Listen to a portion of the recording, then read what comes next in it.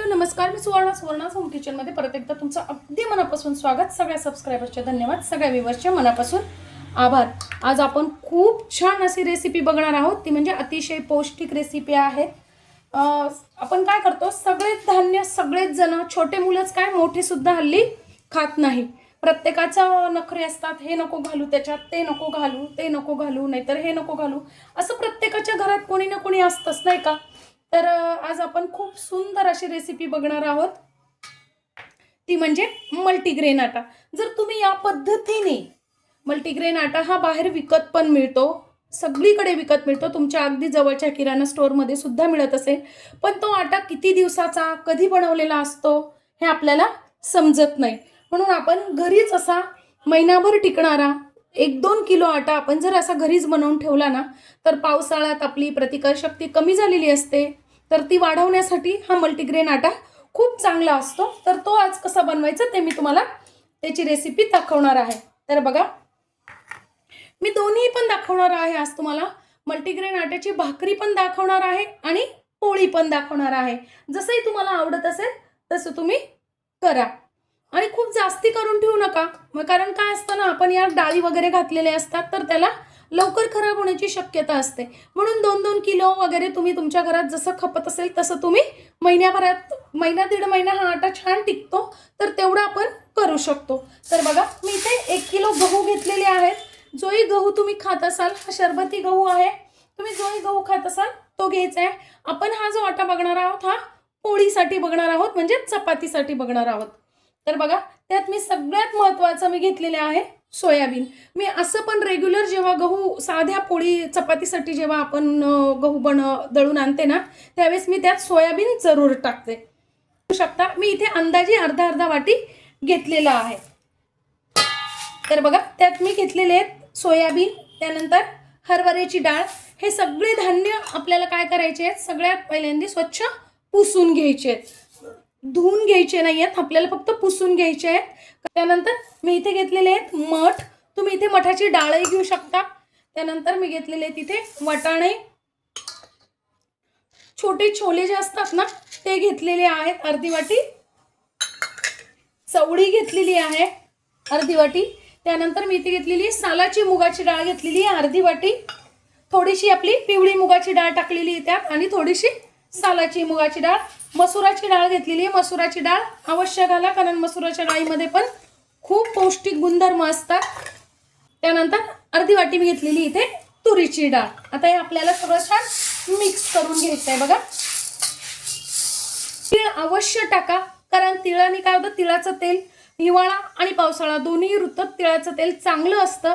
आणि ज्यावेळेस आपण हे पोळीसाठी आपण जेव्हा हा आटा तयार करतो ना, तर त्यात सॉफ्टनेस पण येतो. म्हणजे तुम्ही दिवसभरही पोळी डब्यासाठी दिली, मुलांच्या डब्यासाठी दिवसभर छान राहते. म्हणून आपण त्यात 2 ते 3 चमचे तीळ टाकून घ्यायचे. तर मी इथे घेतलेली आळशी, याला कोणी जवस पण म्हणतात, आळशी पण म्हणतात. तर बघा, ते घेतलेले आहे मी 2 चमचे. स्किनसाठी खूप चांगले असतात, स्किनला ग्लोईंग बनवण्यासाठी आणि पचनासाठी पण. तर ते आपण आपल्याला घ्यायचे 2 ते 2.5 चमचे. त्यानंतर सगळ्यात महत्त्वाचा आहे, हा जरूर टाका आट्यामध्ये. तुमचं एखादं धान्य नसलं तरी चालेल, पण मेथ्या जरूर टाका. मेथ्या हे कमरेसाठी, केसांसाठी, स्किनसाठी, सगळ्याच याच्यासाठी आपल्याला मेथ्या खूप उपयोगी पडतात, त्यामुळे मेथ्या जरूर टाका. मी इथे 2 चमचे मेथ्या घेतलेले आहेत, तुमच्या आवडीनुसार तुम्ही कमी जास्ती करू शकता. आता हे छान आपल्याला मिक्स करून घ्यायचं आहे आणि अगदी बारीक दळायचं आहे, जाड दळायचं नाही आहे. जर तुम्ही जाड दळलं ना, तर त्याची पोळी अशी वातड होऊ शकते, मऊ होणार नाही. म्हणून काय करायचं, आपल्याला अगदी बारीक दळायचं आहे. आता लगेच आपण बघणार आहोत भाकरीसाठीचा मल्टीग्रेन आटा.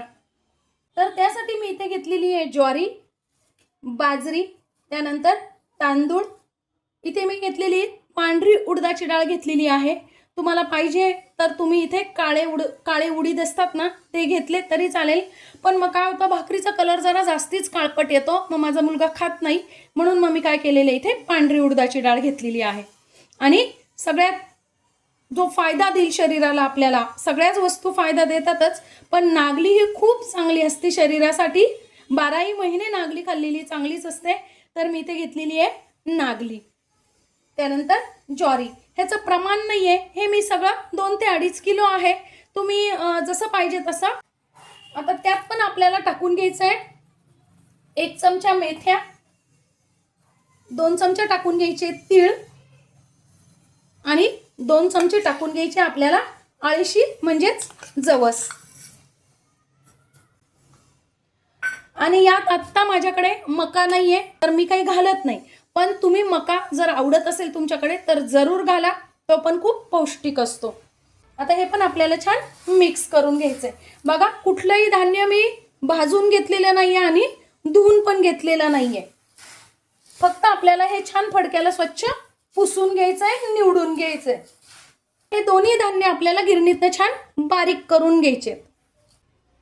दोन्ही मी आटा छान दळून आणलेला आहे गिरणीतनं. हा आहे आपला पोळ्यांचा. इतर पोळ्यांचा आपण गव्हाचं जे पीठ आणतो ना, ते थोडंसं म्हणजे पांढरं असतं आणि हा थोडासा पिवळा कलर येतो, कारण हा आपण सगळं मिक्स केलेलं आहे. पण खूप छान असा हा आपला आटा तयार झालेला आहे. त्यानंतर आपण जो भाकरीचा केलेला आहे ना, तो मी थोडासा जाडसर दळलेला आहे, पूर्ण बारीक नाही दळलेला अगदी, म्हणजे भाकरी छान होते तयार म्हणून. आता मी जो पोळीचा जो आहे ना आटा किंवा पोळीचं पीठ जे आहे ना, त्याची मी तुम्हाला पोळी बनवून दाखवणार आहे. तर बघा, त्यासाठी मी इथे 1 ते 1.5 वाटी पोळी घेतलेली आहे. आपल्या याच्यात साधारणतः छोट्या छोट्या केलं तर 4 ते 5 पोळ्या तयार होतील. तर आपल्याला यात टाकून घ्यायचं आहे 2 चमचे तेल. कारण आपण तेल का टाकायचं आपल्याला पोळीच्या याच्यात, कारण आपण मल्टीग्रेन आटा तयार केलेला आहे, सगळ्या डाळी वगैरे त्यात आहे, म्हणून तेल टाकलं तर काय होईल, ते दिवसभर मऊ राहतील छान. म्हणून मग आपल्याला थोडंसं तेल टाकून घ्यायचं आहे, अगदी 1 ते 1.5 चमचा. आणि थोडंसं टाकलेलं आहे मी मीठ. मीठ टाकल्याने पण पोळी छान मऊ राहते आणि चवदार पण लागते खाताना. तेल गारच टाकलेलं आहे, गरम तेल टाकलेलं नाहीये. आणि आता आपण जशी कणिक भिजवतो ना आपली रोजची पोळ्या करायला, तशी आपल्याला छान ही भिजवून घ्यायची. आता बघा, खूप घट्टही नाही आणि खूप सैलही नाही, अशी मीडियम. आपण जशी साध्या पोळ्यांना आपल्या रोजच्या कणिक भिजवतो ना, तशीच आपल्याला छान अशी कणिक भिजवून घ्यायची. बघा, या पद्धतीने. आता ही 5 ते 10 मिनिटांसाठी मी झाकून ठेवणार आहे. तोपर्यंत आपण भाकरी बघूया. आता बघा, इथे मी 2 भाकरीचं पीठ घेतलेलं आहे. त्यात थोडंसं आपल्याला मीठ टाकून घ्यायचं आहे. लगेच आपल्याला भिजवून घ्यायचं आहे पीठ.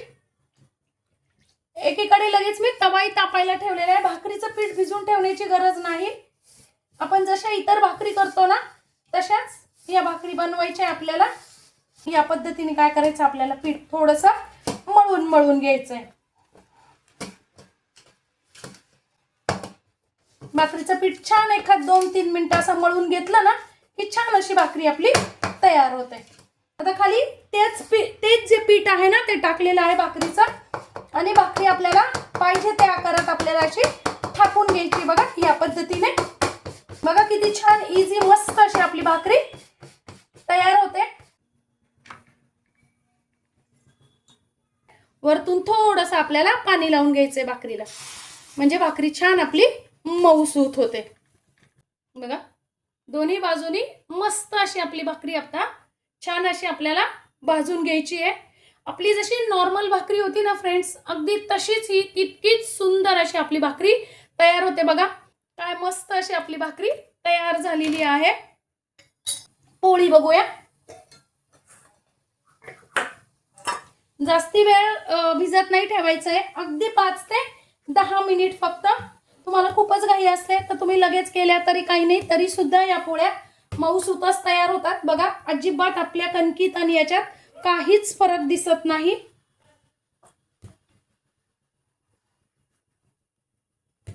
आणि जसे आपण नॉर्मल पोळ्या करतो ना, तसेच आता आपल्याला पोळी करून घ्यायची. बघा, या पद्धतीने.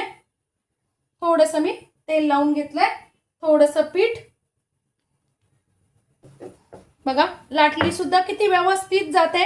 जसे आपण पोळ्या लाटतो ना, तशीच